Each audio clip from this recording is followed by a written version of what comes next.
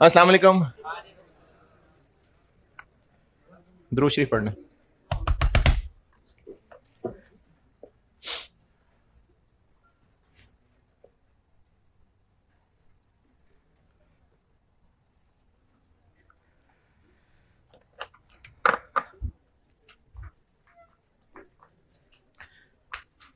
एक तो आप लोग कल आए नहीं, दूसरा अभी भी देखें आप कितने बजे आ रहे हैं।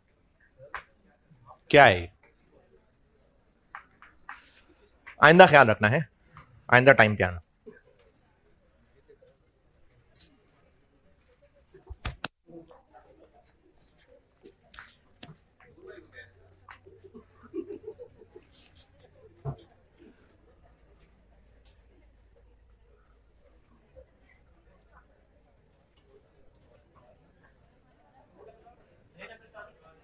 हाँ, एक्टिविटी बेस्ड खत्म बस।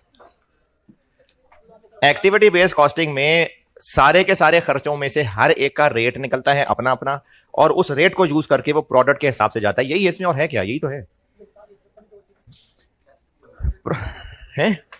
Activity based costing. ये कुछ 1.5-2 साल पहले सिलेबस में आया था और लास्ट टाइम उसका सवाल आया। प्रोसेस कॉस्टिंग, ये मैंने बुक में रखा होगा शायद चैप्टर 7।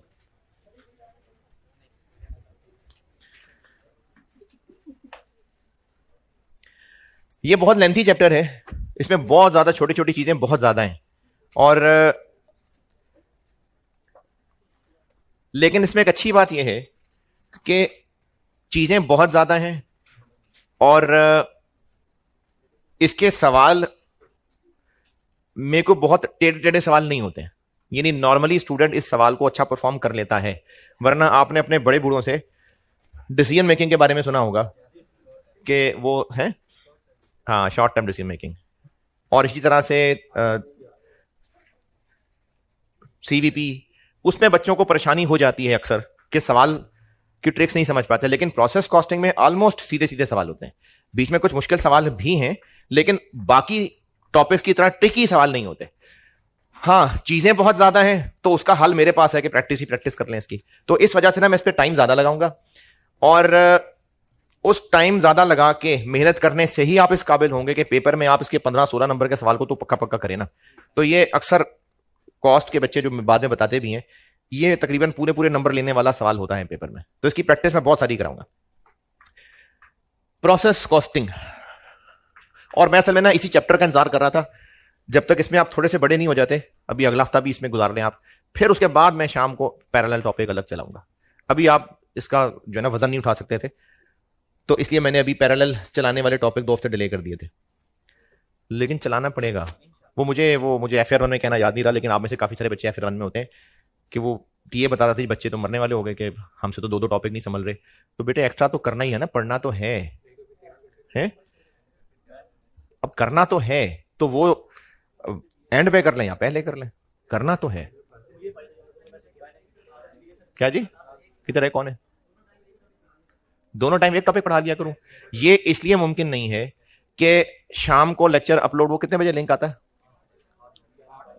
8-9 बजे लिंक आता है कहीं। अब वो रोजाना एक ही टॉपिक जब ज्यादा ज्यादा चल रहा होगा, जिनसे बच्चे एक लेक्चर घर जाके पढ़ने में 4-4 दफा पढ़ते हैं, उनसे वो चैप्टर गिर जाएगा पूरा। पैरेलल चलाने से फायदा होगा कि अगर वो एक्स्ट्रा वाला अभी नहीं हो रहा तो उसको स्लो पेस पे आधा आधा लेक्चर रोज करके आप 10 दिन में पूरा कर लें। अगर एक ही टॉपिक कंटिन्यूटी में चलाऊंगा ना, तो वो एक हफ्ते के अंदर एक ही टॉपिक डबल पढ़ाना हो जाएगा, वो ओवर हो जाएगा, वो संभलेगा नहीं, गिर जाएगा, फिर इतने मायूस हो जाएंगे कि अगले चैप्टर, वो अगली क्लासेस छोड़ देंगे।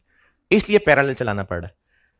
अगर मैं हफ्ते में एक क्लास एक्स्ट्रा करता ना, जैसे पहले मेरा प्लान था, नहीं है, ये जुलाई में जाके शायद मुझे ऐसे करना पड़े, वो फिर मैं हफ्ते को एक एक्स्ट्रा क्लास रखूंगा, वो ऐसे ही करूंगा। ये मैं FR1 की बात कर रहा हूं, वो ऐसे ही करूंगा कि हफ्ते को जो पढ़ाया होगा शाम में एक्स्ट्रा क्लास होगी, फिर उसी से आगे मंडे को सुबह होगी। लेकिन वीक डेज में एक्स्ट्रा क्लासेस वो तो बेटे पैरेलल ही चलाना पड़ेगा। कॉस्ट में भी मैं पैरेलल चलाऊंगा, कॉस्ट में भी अगले से अगले हफ्ते शुरू करूंगा और पैरेलल टॉपिक अलग से शुरू करूंगा।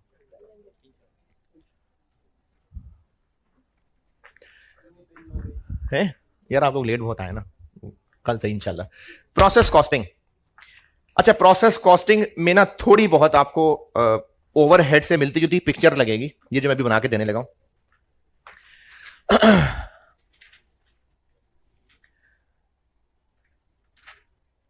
एक ओवरहेड में हमने क्या बनाया था? जूता बनाया था, कपड़े बनाए थे, क्या किया था? शर्ट, यूनिफॉर्म बनाया था। चलो यूनिफॉर्म बनाते हैं। कपड़ा ये हो गया रॉ मटेरियल, और ये रॉ मटेरियल इस पहले डिपार्टमेंट में, जिसको पता नहीं मैंने कटिंग डिपार्टमेंट कहा था, चलो नहीं कहा था तो अब कह दिया। फिर इसके बाद यहां से कटा फुटा कपड़ा आगे स्टिचिंग में चला गया,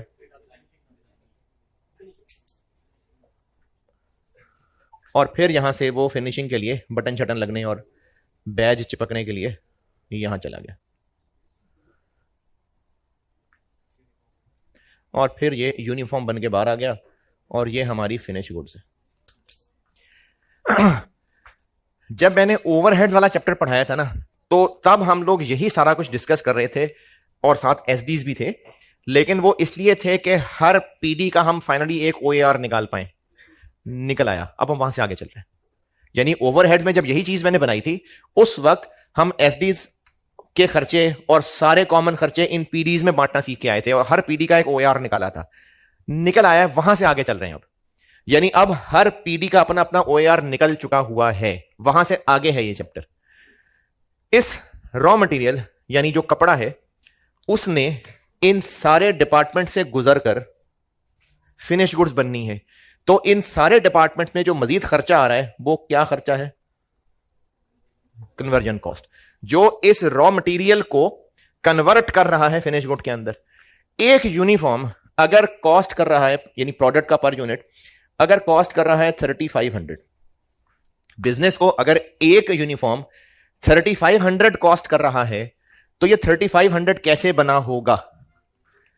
रॉ मटेरियल होगा लेट्स से 1500 रुपए का, और फिर इसके ऊपर लेबर और एफओएच 2000 और लगे होंगे, तो जाके ये 3500 बना होगा। एक ये पिक्चर है कि तीनों प्रोसेस गुजारने के बाद, तीनों डिपार्टमेंट गुजारने के बाद, जब हम इसको ओवरहेड्स वाले चैप्टर में पढ़ रहे थे तो इनको पीडी कहते थे। अब हम पीडी का वर्ड शायद ही यूज कर रहे हो, अब हम इसको प्रोसेस या जस्ट डिपार्टमेंट कह रहे होंगे। अंडरस्टूड है कि हम पीडी की बात कर रहे हैं। इस चैप्टर में हम इनका जिक्र कर रहे हैं ना, तो पीडी को कहना जरूरी नहीं है, क्योंकि उस चैप्टर में पीडी का वर्ड इसलिए बोला जाता था कि साथ एसडी भी था। अब नहीं है एसडी, तो इसलिए बस ये पीडीज की जगह जस्ट डिपार्टमेंट बोले जा रहे होंगे, या इनके डिपार्टमेंट की जगह प्रोसेस का वर्ड होगा। प्रोसेस 1, प्रोसेस 2, प्रोसेस 3, इस तरह से होगा। एक पिक्चर ये है कि बिजनेस को 3 बातें पता है। 1500 रुपए का रॉ मटेरियल, तीनों प्रोसेसेस से गुजारने के बाद 2000 की कन्वर्जन कॉस्ट और लगी, तो एक प्रोडक्ट का यूनिट 3500 में पड़ रहा है। और एक दूसरी पिक्चर ये है कि जब ये 1500 रुपए का मटेरियल प्रोसेस 1 में इन हुआ, तो प्रोसेस 1 पार कर लेने तक ये कॉस्ट 1500 से बढ़कर 2100 हो चुकी थी। फिर जब ये वाला प्रोसेस भी पार हो गया, तो ये कॉस्ट 2100 से बढ़ के 3000 हो चुकी थी, और फिर जब ये भी पार हो गया तो ये बढ़ के 3500 तक हो चुकी हुई है। प्रोसेस 1 में मटेरियल इन हुआ। अच्छा, मटेरियल कॉस्ट इनकर हुई है, ये कब की बात है? मटेरियल खरीदने को कहेंगे या प्रोसेस में इन होने को कहेंगे? मटेरियल कॉस्ट इनकर हो गई, कंज्यूम को कहेंगे ना। तो पहले प्रोसेस में 1500 रुपए का मटेरियल इन हुआ, कॉस्ट इनकर्ड। इस 1500 में मजीद कितना खर्चा ऐड हुआ? 600। तो ये प्रोसेस पार करते तक, पीआरसी पास करते तक बच्चा इतने रुपए कॉस्ट कर चुका हुआ है। फिर वो आया कैफ में, और कैफ में मजीद कितना खर्चा हुआ? 900। तो अब वो कैफ पास कर लेने के बाद उसकी टोटल कॉस्ट 2100 से बढ़ के 3000 हो चुकी हुई है। और फिर अब ये फाइनल में इस पे और खर्चा हुआ, और अब जब ये भी क्रॉस करके फिनिश प्रोडक्ट बन गया, तो उसकी कॉस्ट 3500 है। प्रोसेस कॉस्टिंग की मदद से हम ये 2100, 3000 और 3500 जान पाएंगे। प्रोसेस कॉस्टिंग में हमने ये 2100, 3000 और 3500 निकालना सीखना है। यानी प्रोसेस कॉस्टिंग की मदद से मटेरियल से प्रोडक्ट तक का जो सफर है, हर प्रोसेस से निकलने के बाद कितनी कॉस्ट पर यूनिट हो चुकी होती है, ये हम लोग सीखने लगे इस चैप्टर में। दोबारा हम इस चैप्टर में ये सीखने लगे हैं कि प्रोडक्ट की जो पूरी जिंदगी है, जब वो हर प्रोसेस से आउट हो चुका होगा, हर प्रोसेस पार कर चुका होगा, तो उसकी कॉस्ट कितनी हो चुकी होगी, ये जानेंगे हम प्रोसेस कॉस्टिंग में। एक दफा दोबारा।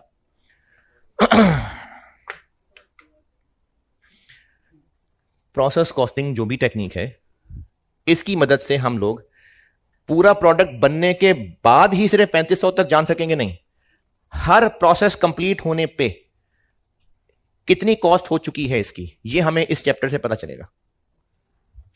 नहीं समझ आई? इस सारे प्रोडक्शन प्रोसेस में 1500 रुपए का मटेरियल इन हो रहा है, और जब ये इस सब से गुजर के प्रोडक्ट बन रहा है तो इसकी कॉस्ट 3500 हो चुकी, क्योंकि इसमें लेबर और एफओएच 2000 रुपए लग चुके। लेकिन ये 2000 इन तीनों प्रोसेस से गुजर के लगे। अगर हमें प्रोसेस कॉस्टिंग में जो भी सिखाना है, ये पता चल जाए कि जब ये यहां तक पहुंचा था तो इसकी कॉस्ट कितनी हो चुकी थी, फिर जब यहां तक पहुंच गया था तो कॉस्ट कितनी हो चुकी थी, फिर यहां तक पहुंचा तो कितनी हुई है, ये हमें प्रोसेस कॉस्टिंग के जरिए पता चलेगा। प्रोडक्ट का रॉ मटेरियल इन होने से प्रोडक्ट बनने तक का जो सफर है, यानी उसने हर पीढ़ी से गुजरना है, तो हर पीढ़ी पार करने तक उसकी कॉस्ट कितनी बन चुकी हुई है, यह प्रोसेस कॉस्टिंग से पता चलेगा। ओके, कुछ समझ आया? तो अपने आप को समझा दें जल्दी से, जबानी ना समझाएं, लिख के समझाएं।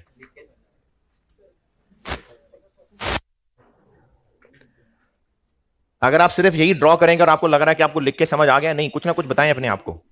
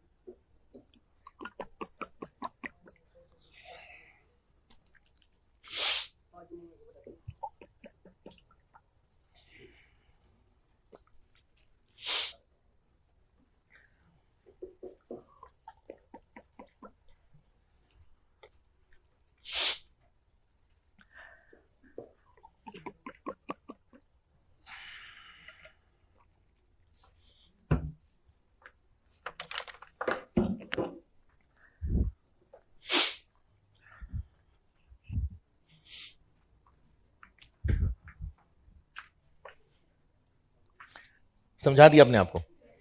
सब समझ गए आप? समझ रहे हो ना? समझ रहे हो ना? अच्छा, इस चैप्टर को ना मैं कुछ टुकड़ों में बांट रहा हूं, और जैसे पहले ओवरहेड्स भी बताया था, चैप्टर बहुत बड़ा है, कोशिश पूरी मेरी होती है और हो भी जाता हूं कामयाब। इसको मैं स्ट्रक्चर्ड पढ़ाने की कोशिश करता हूं, तो इसलिए मैं इसको ना कुछ टुकड़ों में बांट रहा हूं।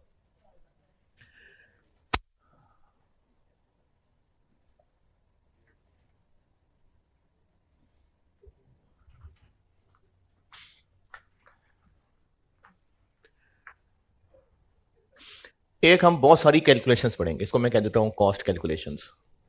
कैलकुलेशन ही कैलकुलेशन होंगी, जिंदगी में इतनी कैलकुलेशन नहीं की होंगी आपने। और फिर जब कैलकुलेशंस पढ़ा दूंगा तो फिर इन सब कैलकुलेशंस की डेबिट क्रेडिट एंट्रीज पढ़ेंगे, एंट्रीज और लेजर अकाउंट्स, यानी इसमें थोड़ी सी अब FAR 1 आ जाएगी। और जब ये पोर्शन पढ़ा रहा हूंगा तो आपको पढ़ते पढ़ते पता चलेगा कि हमने तो बीच में चैप्टर 5 और चैप्टर 6 भी कर लिए, और इसके बाद जॉइंट और बाय प्रोडक्ट्स। नहीं, ये तगड़ा पोर्शन है, यानी जितनी मेहनत इस पे लगनी है ना, फालतू के दिन कम लगेंगे। एग्जाम पॉइंट ऑफ व्यू से तकरीबन बराबर बराबर रेशो है, या तो इन पे सवाल आता है या इन पे आता है। और ये कुछ 2-3 अटेम्प्ट से नहीं आया होगा, 22 में आया था।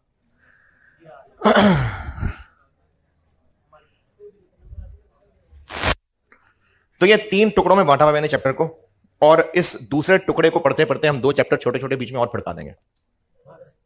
कर लेंगे पढ़ा देंगे, नहीं कर लेंगे। तो ये 3 टुकड़ों में बांटा हुआ मैंने चैप्टर को, और पहले करते हैं हम ये कॉस्ट कैलकुलेशंस।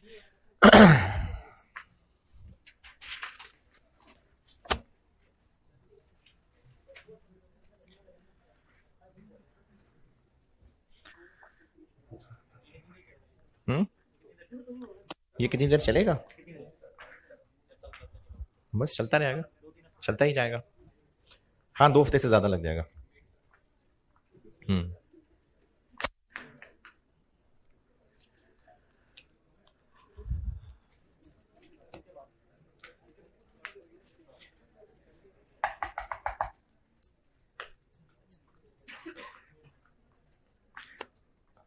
अच्छा, कुछ बच्चे ना आदतन, मिजाजन अपने आप को बहुत कमजोर सा, बहुत बेचारा सा समझते हैं कि हमसे ये काम नहीं, हमसे ये ना हो पाएगा। जैसे मिसाल के तौर पे अगर कहीं खुद अकेले आना जाना पड़ जाए तो रास्ता तो मुझे आता ही नहीं है, मुझे तो रास्ता नहीं आता। हालांकि उस रास्ते से पहले बहुत दफा भी गुजरे हूं, लेकिन नहीं आता रास्ता। लेकिन जब एक बार चल लेंगे तो वो अंदाजा लगना शुरू हो जाएगा। कभी अगर ये बात एक्सपीरियंस की हो तो शायद मेरी मिसाल समझ आए। या इसी तरह से घर में कोई काम मुश्किल है जो 50 दफा बड़ों को करते देखा भी है, लेकिन कह दिया करने को तो मौत पड़ गई कि तो मुझसे नहीं होगा, लेकिन करने की कोशिश करेंगे तो होगा। जैसे वैसे तो बहुत बेसिक सी मिसाल है, लेकिन जब छोटे बच्चे को लिखना सिखा रहे होते हैं ना, जैसे कोई नंबर अगर सिखा रहे हैं तो लेट्स से अगर 5 लिखना सीखना है बच्चे ने, तो उसके शुरू के सीखने के अंदर यह भी एक प्रैक्टिस शामिल होती है कि उसको ये डॉट्स जोड़ने होते हैं। अब ये जो डॉट्स जोड़ रहा है, इन डॉट्स को जोड़ने से बच्चे की प्रैक्टिस हो गई, तो फिर इसके बगैर वो ये लिख पाएगा। अभी तो आपको बात लग रही है बहुत आसान सी, लेकिन बच्चा ना असल में सिर्फ अगर डॉट को डॉट से जोड़ने ही को गौर करेगा, यानी बच्चा अगर ये ऐसे करेगा ऐसे, तो फिर वो इस पिक्चर के बगैर नहीं लिख सकता 5। अब वो जोड़ तो डॉट रहा था, बस डॉट ही जोड़ रहा था, उसको ये चीज कैसे लिखनी आ गई? नहीं, पहले वो था ऐसे। अगर वो ऐसे होके देखेगा तो उसको लिखना आएगा। पैटर्न पे गौर करना पड़ेगा। जब पैटर्न पे गौर करेंगे तो है कहीं ना कहीं ढांचा है इसके अंदर, फिर इन डॉट्स के बगैर भी हो सकता है। आप में से वो बच्चे ना जो अपने आप को मौका ही नहीं दे रहे परफॉर्म करने का, और वो इतने बेचारा महसूस कर रहे हैं अपने आप में कि सर जो सवाल आप बोर्ड पे कर देते हैं हम तो वो सवाल देख लेते हैं, लेकिन जब थोड़ा डिफरेंट सवाल आता है तो हमें समझ नहीं आता क्या करना है। ये आप अपने आप को मौका दे नहीं रहे हैं। हर चैप्टर के अंदर, अभी किए तो बेशक 3 चैप्टर ही हैं, लेकिन आप उन सारे सवालों को कंपेयर करें, कुछ ना कुछ बेसिक ढांचा है बीच में मौजूद। ऐसा नहीं है कि हर सवाल के अंदर पहले को सवाल फिजिक्स का होता है, दूसरा सवाल जो है माशरती इल्म का बन जाता है, फिर तीसरा सवाल जो है वो केमिस्ट्री का। ऐसा नहीं है। इन्वेंट्री वैल्यूएशन चैप्टर में जितने भी सवाल किए हैं उनमें अगर आप कोई ढांचा बनाने की कोशिश करेंगे तो ढांचा बनेगा, कोई बेसिक स्ट्रक्चर दिखेगा उसके अंदर। हर सवाल में कहीं ना कहीं यूनिट्स होंगे, उनकी कॉस्ट निकालनी होगी, FIFO को लग रहा होगा, NRV निकलनी लग रही होगी। हर सवाल में कहीं ना कहीं ऐसे होगा। ओवरहेड्स के हर सवाल के अंदर कुछ ना कुछ कॉमन है। तो आप जब तक मेरे कराए हुए सवालों को ऐसे करते रहेंगे ना, ऐसे, तो आपसे सवाल नहीं होने। थोड़ा पीछे हो और उसकी ओवरऑल पिक्चर, उसका ओवरऑल स्ट्रक्चर पे गौर करें तो बेहतरी होगी। तो जिन बच्चों को इन 2-3 चैप्टर्स करने के बाद ये मसला लग रहा है कि टेस्ट का सवाल तो हमें समझ नहीं आया क्या करना है, वो इसलिए कि वो खुद को मौका दे नहीं रहे। तो हर चैप्टर के सारे सवाल जितने भी किए हैं उनको ओवरऑल ऑब्जर्व करें और उनमें कुछ कॉमन ढूंढने की कोशिश करें। ढूंढेंगे तो मिलेगा। और अगर 10 सवाल किए हैं उनमें आपने कुछ कॉमन ढूंढ लिया तो 11वां डिफरेंट सवाल भी होगा, उसमें भी वही कॉमन होगा, ढांचा बन जाएगा। लेकिन अगर आपने सिर्फ ऐसे करना है तो मैं आपको 50 सवाल भी करा दूंगा ना, तो पेपर में कोई 51वां सवाल होगा, वो आपको नजर नहीं आ रहा होगा। तो इसलिए चैप्टर्स जितने भी करते जाएं उनमें से सारे सवालों का ना आपने ओवरऑल रिव्यू करके उसमें कुछ कॉमन ढांचा बनाने की कोशिश करनी है। आपने करनी है, मैं तो कराता ही हूं, लेकिन आपने करनी है। तो इस चैप्टर को मैंने इन हिस्सों में बांटा है। पहले ये करते हैं यानी ये करना सिखा रहा हूं, 2100, 3000, 3500। ये नोटेड?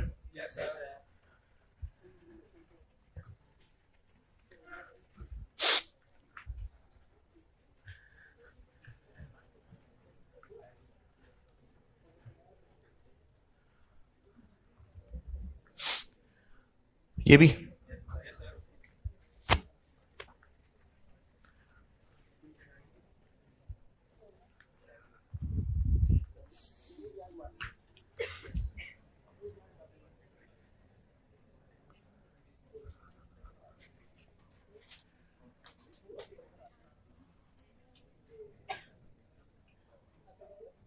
कॉस्ट कैलकुलेशंस करते हैं।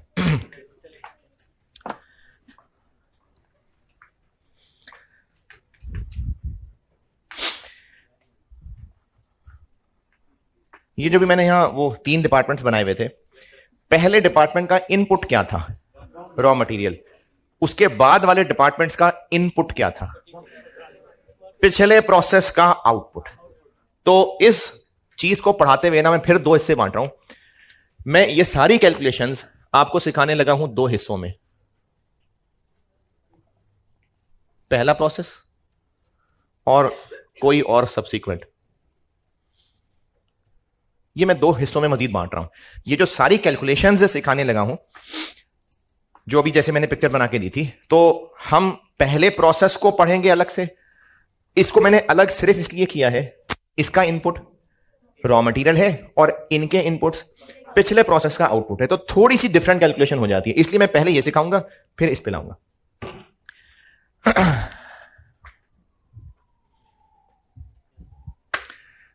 तो अब हम जो करने लगे, जब तक मैं ये हेडिंग नहीं दे देता, तो हम लोग प्रोसेस 1 पढ़ने लगे। अब से ऑनवर्ड, जब तक मैं सब्सिक्वेंट प्रोसेस की हेडिंग नहीं डालता, सारा कुछ मैं आपको प्रोसेस 1 पे सिखाने लगा।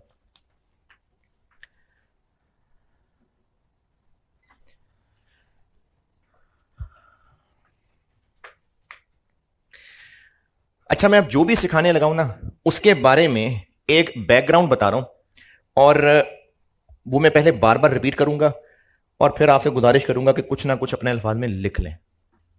तो लिख लेना, लिख लें। हाँ, पहले मैं बता तो दूं, पहले बताता हूं। अगर किसी बिजनेस ने किसी भी काम की पर यूनिट कॉस्ट निकालनी, जैसे अगर ट्रांसपोर्ट कंपनी है, उसकी बसेस चलती हैं, अगर वो ये देखना चाह रहा है कि मुझे बस में जो फ्यूल है, जो उसकी मेंटेनेंस वगैरह है, ये मुझे सारे खर्चे, एक ही रूट है उसका, मतलब स्टैंडर्ड एक ही रूट है, पर सवारी पर पैसेंजर कितनी कॉस्ट कर रहा है, तो वो ये कैसे कैलकुलेट करेगा? टोटल खर्चे को टोटल पैसेंजर पे डिवाइड करेगा ना। कितने अरसे की टोटल कॉस्ट, कितने अरसे की, ये उस बिजनेस की मर्जी है। अगर वो बिजनेस पर पैसेंजर कॉस्ट निकालना चाह रहा है, तो फार्मूला तो सीधा सा है कि सारे खर्चे divided by number of passengers. लेकिन ये किस पीरियड को सामने रख के कर रहा है, ये उसकी मर्जी है। अगर वो डेली बेसिस पे करना चाहे तो उस दिन के टोटल खर्चे और उस दिन के टोटल पैसेंजर्स, और अगर वो महीने को सामने रखना चाह रहा है तो उस महीने के नींद आ रही है तो उस महीने के टोटल खर्चे डिवाइडेड बाय उस महीने के टोटल पैसेंजर्स। अगर उसने अप्रैल के महीने के लिए कैलकुलेशन की और वो कैलकुलेशन ये करने लगा कि टोटल खर्चा मेरा हुआ था इतना, और जो टोटल पैसेंजर्स थे वो थे 4500, for the month of April इतना टोटल खर्चा हुआ है, और पूरे अप्रैल के महीने में टोटल इतने पैसेंजर्स ने सफर किया है। क्या इसका यह मतलब है कि ये 4500 लोग 1 अप्रैल को बस में बैठे थे, फिर बस उनको पूरा महीना झूले देती रही, और 30 अप्रैल को दरवाजा खुला तो ये 4500 लोग बाहर आए? ये मतलब है इसका? तो फिर क्या है? सिर्फ इस टोटल महीने का, इस महीने का टोटल किया हुआ है। एक वक्त में हो सकता है 20 लोग बैठे होते हों, और वो 20 लोग पूरा महीना बस में बैठे रहे। हो सकता है 1 घंटे का टूर हो, तो फिर ये 4500 क्या है? वो जो 20-20 सवारियां 1 घंटे में इधर से उधर जाती थी, फिर बस दोबारा सवारियां बैठाती थी, फिर 20 लोग बैठते थे, फिर 1 घंटे में दूसरी जगह पहुंचते थे, फिर 20 लोग बैठते थे, फिर दूसरी जगह पहुंचते थे। ये काम हर घंटे बाद हो रहा था। एक वक्त में 20 लोग ही होते थे, लेकिन ये 4500 कहां से आ गया? चूंकि ये बिजनेस कैलकुलेशंस करने के लिए पूरे महीने को बेस बनाना चाह रहा है, तो इसलिए उसने उस टोटल महीने के पैसेंजर्स गिने हैं। ये मतलब नहीं है कि 4500 के 4500 लोग पहले दिन बैठे थे एक ही साथ एक ही बस में, फिर पूरा महीना बैठे रहे और महीने बाद 4500 उतरे। ये मतलब नहीं है ना, पक्की बात है, ठीक है? तो अगर इस बिजनेस ने यह जानना हो कि कटिंग प्रोसेस में कितनी शर्ट्स यहां से गुजरी और पर शर्ट क्या कॉस्ट पड़ रही है, तो वो उस महीने के टोटल खर्चे डिवाइडेड बाय जितनी शर्ट्स कट होके गई हैं, अगर उसने ये सारी कैलकुलेशन जून के महीने की और जून के महीने की टोटल कॉस्ट और जून के महीने में जो टोटल शर्ट्स कट होके आगे गई वो थी लेट से 5,000, तो इसका मतलब ये है कि ये 5,000 की 5,000 शर्टें का कपड़ा मशीन में शुरू में डला, पूरा महीना आस्ता आस्ता वो दंदियों से काटते रहे इस शर्ट को, और महीने के बाद 5,000 शर्टें कट के हो गई। ऐसे हुआ है। एक वक्त में हो सकता है 100 शर्टें मशीन में डलती हूं और वो कट के शायद आधे घंटे में आगे चली जाती हूं, लेकिन ये June, for the month of June 5,000 shirts कटी हैं। इसका क्या मतलब है? ये पूरे जून में बस टोटल किया हुआ है ताकि पर यूनिट कॉस्ट निकल सके। तो पर यूनिट कॉस्ट निकालने के लिए किसी एक महीने के टोटल खर्चे और टोटल यूनिट्स लिए जा रहे होंगे, वो बस फॉर द मंथ टोटल लिया गया है। एक वक्त में जो मशीन का प्रोसीजर चलेगा वो कुछ घंटों का हो सकता है, उस एक वक्त में पड़े हुए यूनिट्स ये होंगे सारे के सारे 5,000 नहीं, वो थोड़े से होंगे। तो फिर ये for the month of June 5,000 क्या है? ये पूरे महीने का टोटल लिया गया है कॉस्ट कैलकुलेशंस करने के लिए। इतनी बात समझ आई? बस सवाल पूछे बगैर पहले अपने आप को कुछ ना कुछ समझाएं कि हम लोग जो कैलकुलेशंस करने लगे हैं, हम उसमें फॉर द मंथ नॉर्मली लेके उसकी टोटल एक्टिविटी ले रहे होंगे। हम लोग अब जो भी, एक बार फिर सुन लें, हम लोग इस चैप्टर ये जो मैं पढ़ाने लगा हूं इसमें हम लोग ना पर यूनिट कॉस्ट कैलकुलेट करने लगे हैं। तो हम ये कॉस्ट कैलकुलेट करने के लिए नॉर्मली महीना ले रहे होंगे, यानी उस महीने के टोटल खर्चा, उस महीने की टोटल प्रोडक्शन, वो सिर्फ कैलकुलेशन के लिए टोटल फॉर द मंथ ले रहे होंगे, वरना वो सारे यूनिट्स एक वक्त में एक साथ मशीन के अंदर थे नहीं ना। तो ये जो दो मिसालें बताई हैं इसमें कुछ ना कुछ अपने आप को समझा लेंगे तो अच्छा है, एक बैकग्राउंड बना लेंगे ना तो आगे फिर कहानी मजीद बन जाएगी।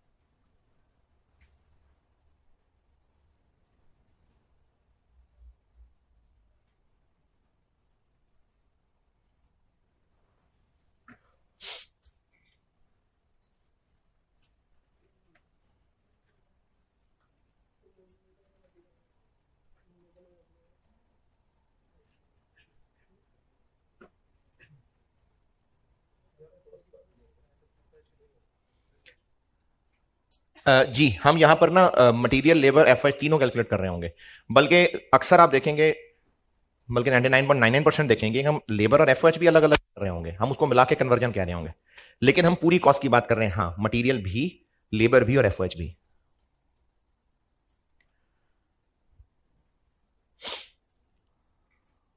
हाँ भी, कुछ ना कुछ लिख लिया या सिर्फ कुछ ना कुछ ही लिखा है? कुछ ना कुछ। हाँ जी,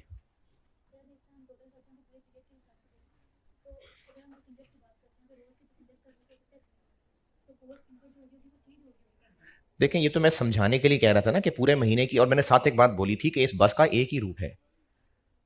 अगर डिफरेंट रूट हो, जैसे ये जो क्या है, मेट्रो, हाँ, इसका एक ही रूट है ना, इसका एक ही रूट है, और उन्होंने अपना पर पैसेंजर खर्चा अगर निकालना है तो जाहिर है वो कामरान, जमशेद, अमजद के नाम नहीं याद रख रहे होंगे, वो टोटल नंबर ऑफ पैसेंजर्स ले रहे होंगे।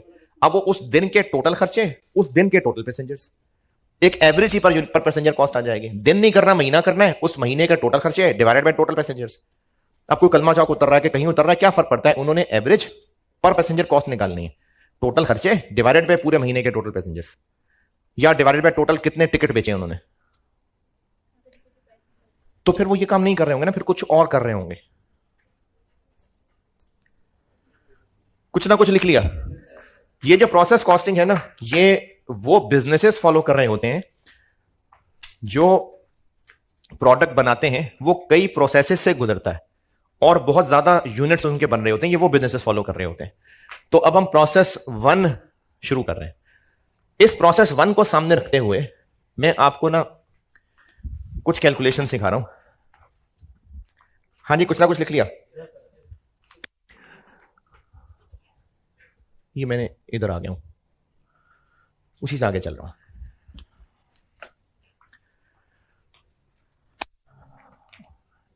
एक एग्जांपल से बताता हूं, उससे फिर आगे कहानी बनाता हूं।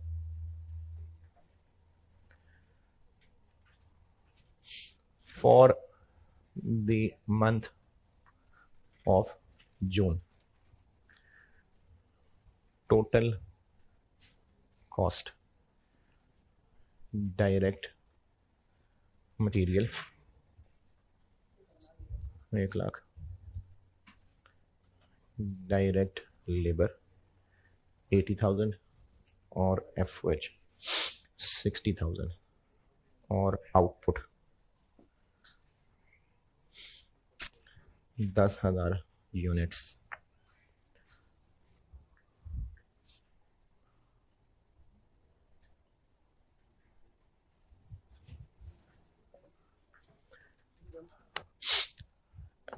ये किसी बिजनेस की फैक्ट्री के प्रोसेस 1 की फॉर द मंथ ऑफ जून की कार्रवाई है। इतने यूनिट्स प्रोसेस 1 से आउटपुट हुए, आउटपुट इनपुट, इतने यूनिट्स आउटपुट हुए और इतना टोटल खर्चा हुआ। तो ये जो यूनिट्स आउट हुए, पर यूनिट कॉस्ट क्या बनी? कैसे? बस सीधी सी बात है, सबको ऐड किया 240,000 और इसको इससे डिवाइड किया तो कॉस्ट पर यूनिट बन गई 240,000 ओवर 10,000 24। इस 24 निकालने में किसी को अगर कोई परेशानी है तो ये ना, ये दरवाजा है ये वाला, यहां से निकलना, भागते हुए जाना है, सामने छलांग लगाना। 24।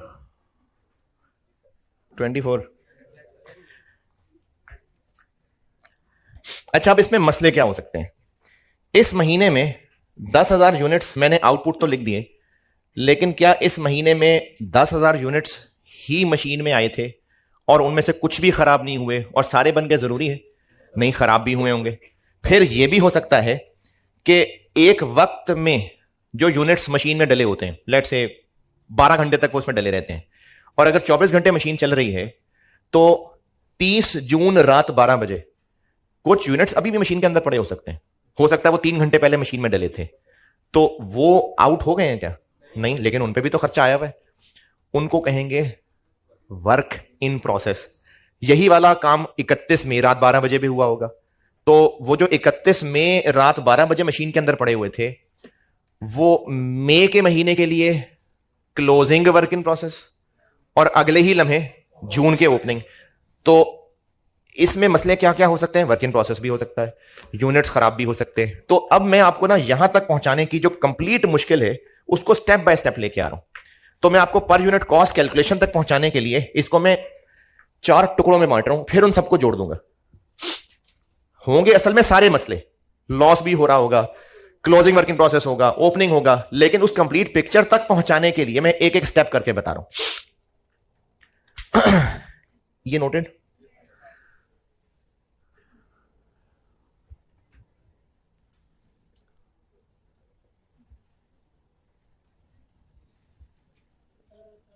कंप्लीट पिक्चर ये है।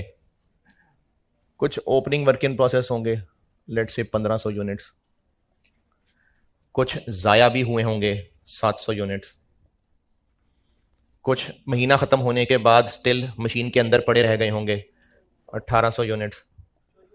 वो मशीन के अंदर कौन हाथ डाल के निकाल? नहीं, चोरी नहीं होंगे। और कितने बन जाएंगे फिर? कितने बने? इतने महीने के शुरू में मशीन के अंदर थे, इतने और आए, इतने जाया हो गए, इतने मंथ एंड पे स्टिल मशीन के अंदर हैं, तो कितने बन के बाहर चले गए? 14,000 पूरा। इतना पहले थे, इतने मशीन में और डले, इतने जाया हो गए, इतने महीने के एंड पे स्टिल मशीन के अंदर हैं, तो प्रोसेस 1 से बाहर कितने निकल गए? ये ठीक है, 14,000। अच्छा, फर्स्ट जून को सुबह सुबह मशीन में इतने पड़े थे, फिर 15,000 सब इकट्ठे ठोसे मशीन में, फिर पूरा महीना चलती रही मशीन, फिर लड़ मर के इतने खत्म हो गए, फिर एंड पे मशीन का महीने बाद ढक्कन खोला तो इन्होंने कहा हमें अभी रहने दो, बाकी निकल के भाग गए। ऐसे हुआ ना। ये पूरे महीने की टोटल एक्टिविटी है। हो सकता है बस 10-10 घंटे का प्रोसीजर चलता हो, 100 यूनिट्स डले, 10 घंटे पके, आगे चले गए, फिर 100 यूनिट्स डले, 10 घंटे पके, आगे चले गए। ये तो total for the month activity है। अब अगर हम इस कंप्लीट पिक्चर की पर यूनिट कॉस्ट निकालना चाहें तो उस कंप्लीट पिक्चर तक पहुंचाने के लिए मैं आपको ये चीजें टुकड़ों में पढ़ाने लगा। अगर हम इस कंप्लीट पिक्चर की कॉस्ट पर यूनिट जानना चाह रहे हैं ना, तो मैंने आपको पहुंचाना अल्टीमेटली यहां है कि जिसमें ये भी होगा, ये भी होगा, ये भी होगा, और हम पर यूनिट कॉस्ट निकाल रहे होंगे। लेकिन वहां तक पहुंचाने के लिए मैं आपको 3-4 टुकड़ों में पहुंचा रहा हूं।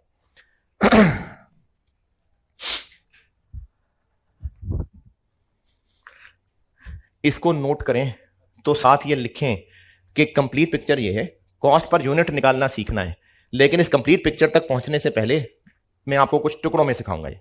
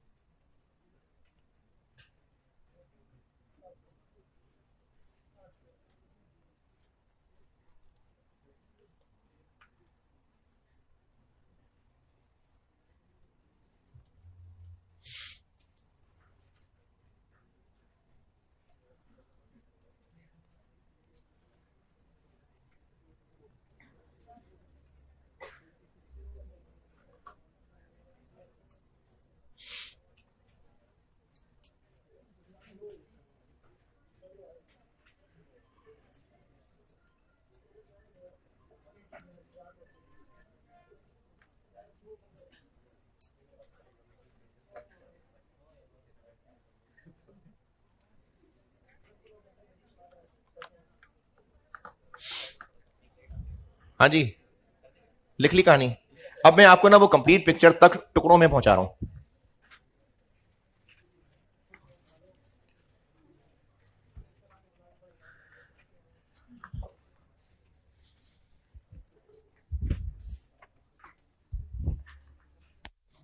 ये लिखा है कि नहीं? अब ये कंप्लीट पिक्चर तक मैंने आपको टुकड़ों में लाना है।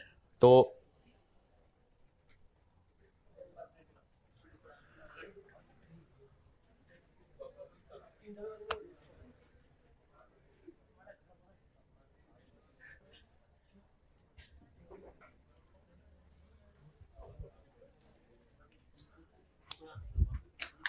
फॉर मंथ जितने यूनिट्स इनपुट हुए, कोई लॉस नहीं है, कोई वर्किंग प्रोसेस नहीं है, आउटपुट ही आउटपुट।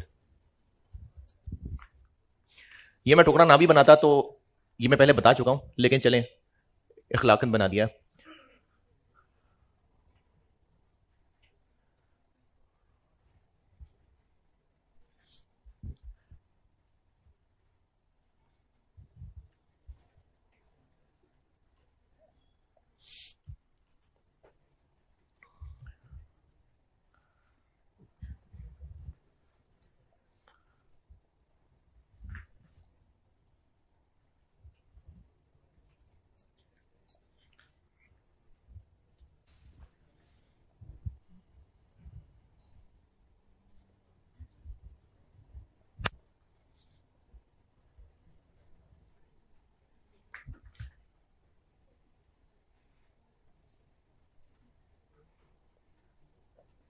जी कैसे? 220,000 डिवाइडेड बाय 12,000, 18.33। तो ये तो मैंने इखलाकन बस एक टुकड़ा बना दिया। बस 2 डेसिमल बहुत है।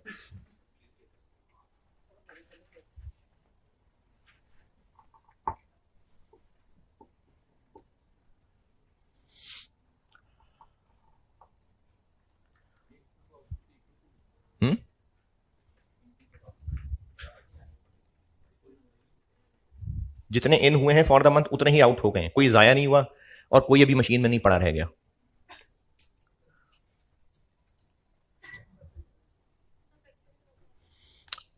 नहीं होता ऐसा, प्रैक्टिकली तो ये होता है।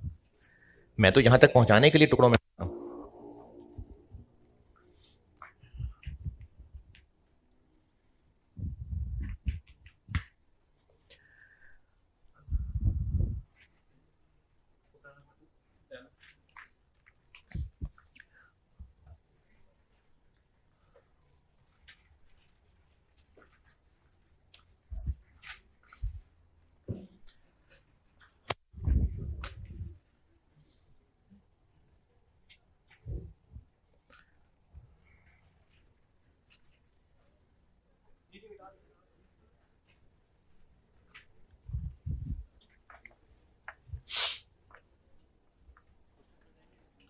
नहीं नहीं नहीं।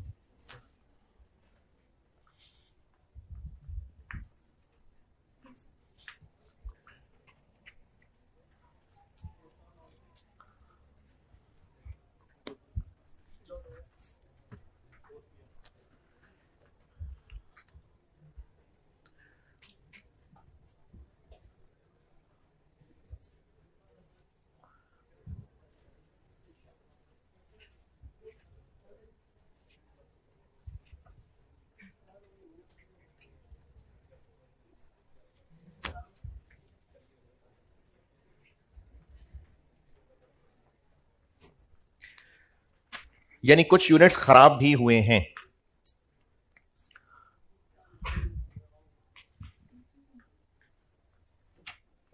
जैसे एक शर्ट का कपड़ा आता होगा तो वो कटिंग में मशीन थोड़ी सी भी कुछ खराबी हुई तो वो कपड़ा जाया हो गया, तो कुछ यूनिट्स खराब भी होते हैं। तो इस प्रोसेस से 9200 यूनिट्स आउट हुए।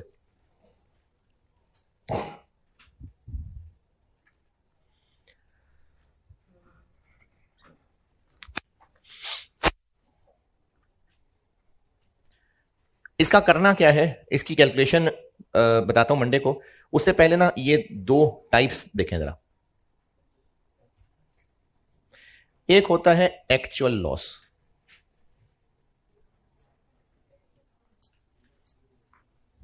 ये क्या लगता है नाम से? अच्छा हाँ, वो बात तो मुझे बतानी नहीं याद रही। हम लोग ओवरहेड्स वाले चैप्टर में बजटेड इंफॉर्मेशन भी करते रहे, लेकिन प्रोसेस कॉस्टिंग में गुजरा हुआ ही होगा, गुजर गया होगा डाटा सारा। तो एक्चुअल लॉस क्या हुआ? जो इस महीने में असल में यूनिट्स जाया हुए, इस मिसाल में 800, तो वो तो नाम से ही पता चल रहा है एक्चुअल लॉस क्या है। एक होता है नॉर्मल लॉस, और इस नॉर्मल लॉस को एक्सपेक्टेड लॉस भी कहते हैं।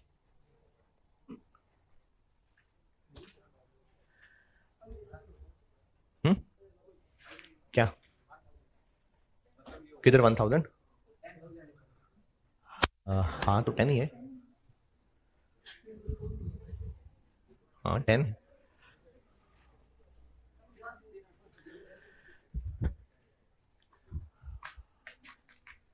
एक्चुअल लॉस नाम से जो समझ आ रहा है वही है। नॉर्मल लॉस समझाता हूं।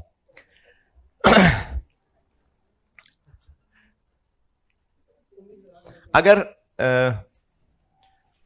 चलें कॉलेज की मिसाल देते हैं।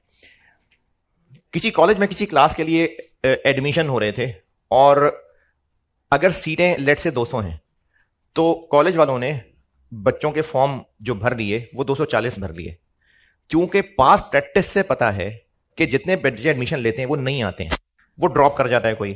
तो ये बात कैसे पता चल रही है? पास प्रैक्टिस से। अब चूंकि एडमिशन वाले ने एडमिशन तो करने हैं, वो या तो इंतजार करे कि कितने लोग हफ्ते 2 हफ्ते बाद ड्रॉप करेंगे, फिर उसके बाद दोबारा से एडमिशन करने बैठे, या फिर इस अजम्पशन पे कि इतने लोग तो छोड़ ही जाने हैं, अभी से ज्यादा एडमिशन कर ले। तो ये जो इतने लोग छोड़ ही जाने हैं, ये उन्होंने पास प्रैक्टिस की बेस पे एक्सपेक्टेशन बना ली। और मिसाल, ट्रेन की, जहाज की टिकट हो रही है, जहाज के अंदर सवारियों की जगह है 200, लेकिन उस एयरलाइन कंपनी को पता है कि लोग बुक तो करा लेते हैं लेकिन सारी सवारी आती नहीं है।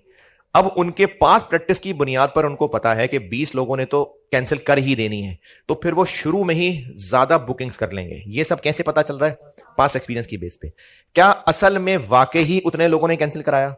नहीं, जरूरी नहीं है। तो शुरू में अंदाजा लगाना पड़ता है, जितने यूनिट्स इन हुए हैं उनमें से एक्चुअली कितने जाया हुए, एक्चुअल लॉस। जितने यूनिट्स इन हुए हैं हमारे पास्ट प्रैक्टिस के मुताबिक इनमें से इतने जाया हो जाने चाहिए थे, नॉर्मल लॉस। दोबारा, फॉर द मंथ एक्चुअली कितने यूनिट्स जाया हुए, ये नॉर्मल एक्चुअल लॉस है।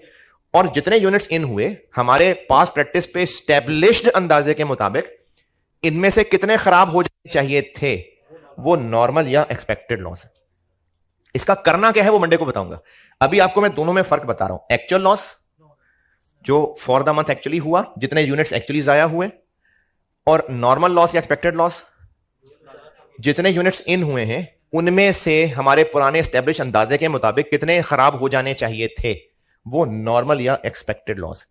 बस जबानी याद हो गया है ना, कुछ है ही नहीं जरूरत लिखने की, ऐसे ऐसे आपको जबानी चीजें याद होती हैं। हाँ जी बिल्कुल।